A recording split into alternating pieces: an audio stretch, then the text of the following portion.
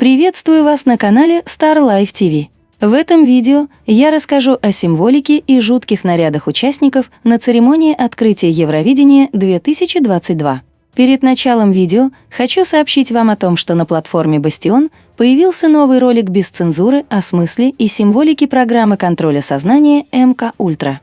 На YouTube подобную информацию не пропускают. Ссылку на ролик вы найдете в описании к этому видео и в закрепленном комментарии.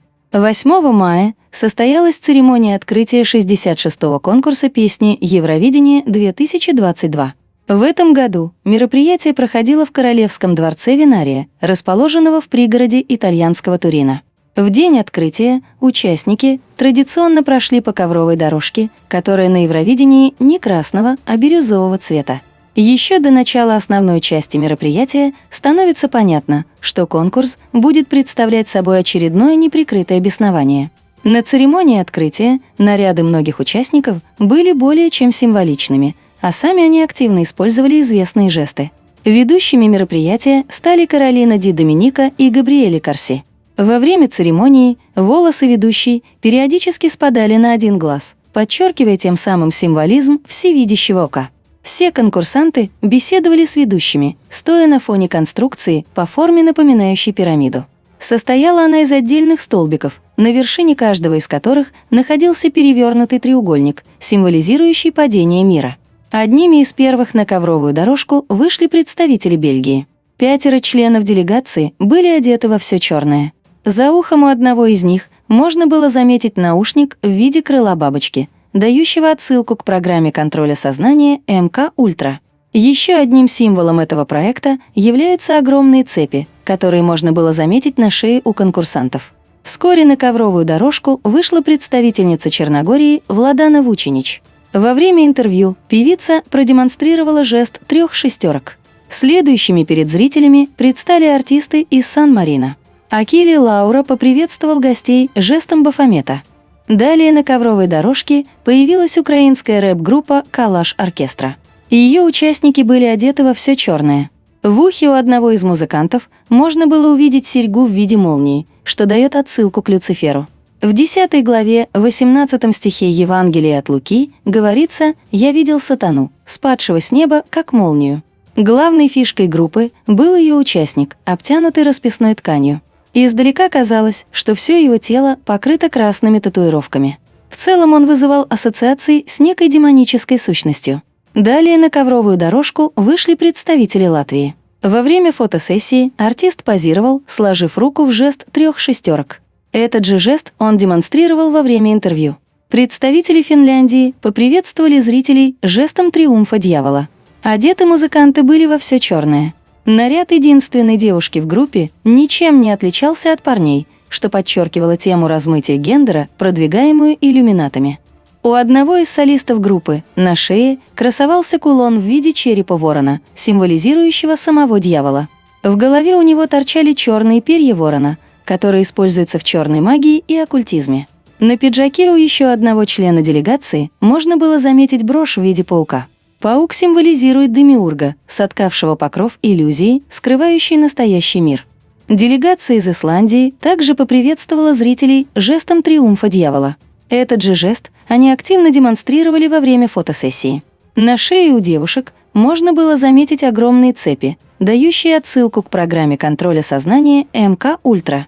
На футболке у одной из солисток красовалась надпись «Все мы люди», при этом буква «М» была разукрашена в цвета флага ЛГБТ-сообществ. Тем самым вновь подчеркивалась тема продвижения секс-меньшинств.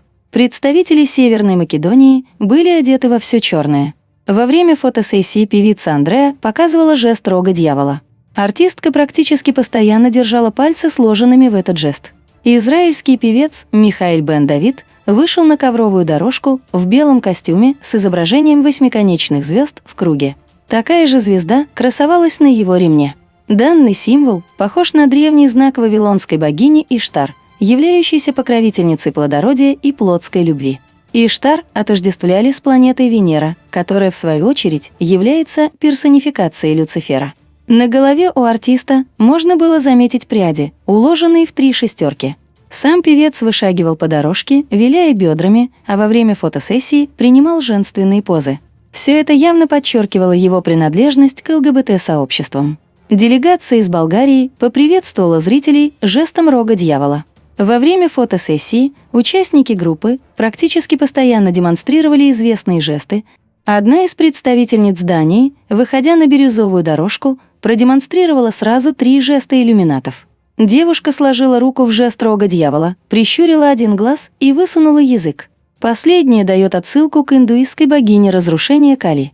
Эти же жесты артистки демонстрировали во время фотосессии. Аксессуары девушек были весьма символичными. На шее у одной из них висел перевернутый крест и череп. У другой под правым глазом была наклеена черная перевернутая пентаграмма. Во время интервью певицы продолжали складывать руки в известные жесты. Певец из Швейцарии Мариус Бер был одет во все черное.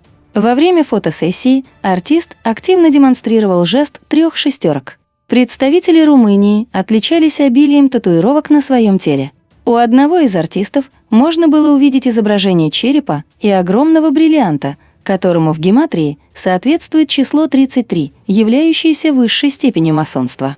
У рядом стоящей с ним девушки на шее висел кулон в виде змеи, символизирующий самого дьявола-искусителя. Кольцо на пальце у солиста группы также представляло собой змею. Певица из Нидерландов выбрала очень странный наряд, в котором она походила на горбатую ведьму. На ее руке можно было заметить татуировку в виде бабочек, дающих отсылку к программе контроля сознания МК Ультра. Одними из самых символичных стали костюмы артистов из Норвегии. Ведущие назвали их гостями с Луны. Под этой фразой могла подразумеваться принадлежность исполнителей к одноименному культу поклонения дьяволу. По факту же маски дуэта Сабвулфер напоминают древнеегипетского бога мертвых Анубиса. Что интересно, артисты никогда не снимают маски и не раскрывают свои личности. Сопровождали их девушки в безликих костюмах и пришелец в скафандре. Не менее символичными стали костюмы участников Евровидения из Грузии. У одного из парней глаз был прикрыт повязкой, что подчеркивало символизм всевидящего ока. Сопровождали артистов люди в черных балахонах, напоминающих одежду участников тайного общества. Во время фотосессии представители Грузии активно показывали известные жесты. Очень символично выглядел певец из Великобритании Сэм Райдер. На его груди красовалась татуировка в виде пирамиды со всевидящим оком. Естественно, что камера постоянно показывала ее крупным планом. Сам артист практически непрерывно держал руки, сложенными в жест триумфа дьявола. Далее на бирюзовую дорожку вышла певица из Испании, известная под псевдонимом Шанель. На девушке было надето красно-черное платье, соответствующее любимым цветам иллюминатов. Во время фотосессии артистка вместе с группой поддержки позировала, сложив руки в жест 3 шестерок. Певец из Германии Малик Харрис также выбрал для первого выхода на Евровидение наряд красно-черного цвета. Во время фотосессии он продемонстрировал жест триумфа дьявола. Следующими перед зрителями предстали конкурсанты из Италии. Парни поприветствовали публику символичными жестами. В течение фотосессии рэпер Бланко практически постоянно держал руки, сложенными в жест рога дьявола. При этом он прищуривал один глаз, подчеркивая символизм всевидящего ока.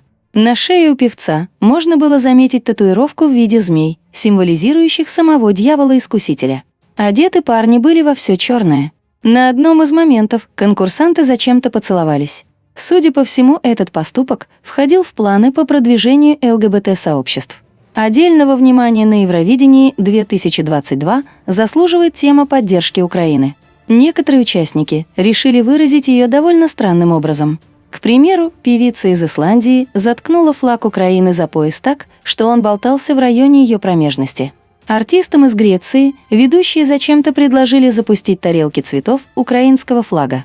У певца из Бельгии на пальце было кольцо с улыбающимся смайликом желто-голубого цвета. В целом все это выглядело как нелепая показуха. Вряд ли кого-то из тех, кто с довольным видом шагал по бирюзовой дорожке, искренне заботила судьба украинского народа. Сам по себе песенный конкурс в нынешней ситуации и участие в нем Украины – ничто иное, как пир во время чумы. В конце ковровой дорожки конкурсантов Евровидения встречали Лаура Карузина и Марио Акампо вместе с организаторами Евровидения. Здесь артистам предоставляли возможность сказать еще пару слов. Естественно, что многие из них не упускали возможности продемонстрировать известные жесты. Сойдя с бирюзовой дорожки, участники Евровидения оказывались внутри дворца Винария. Они проходили через огромный зал в закрытое помещение, куда доступ к камерам был закрыт. В глаза сразу же бросается шахматный пол, который обычно выкладывают в масонских ложах. Он символизирует у иллюминатов единство добра и зла. Создавалось ощущение, что все участники следуют на некий оккультный обряд, который должен будет состояться внутри замка, за закрытыми дверями после окончания официальной части мероприятия. В целом, церемония открытия Евровидения 2022, позиционируемая как праздник музыки, больше напоминала парад символики и подготовку к грандиозному шабашу. Спасибо за просмотр. Подписывайтесь на канал, ставьте лайки.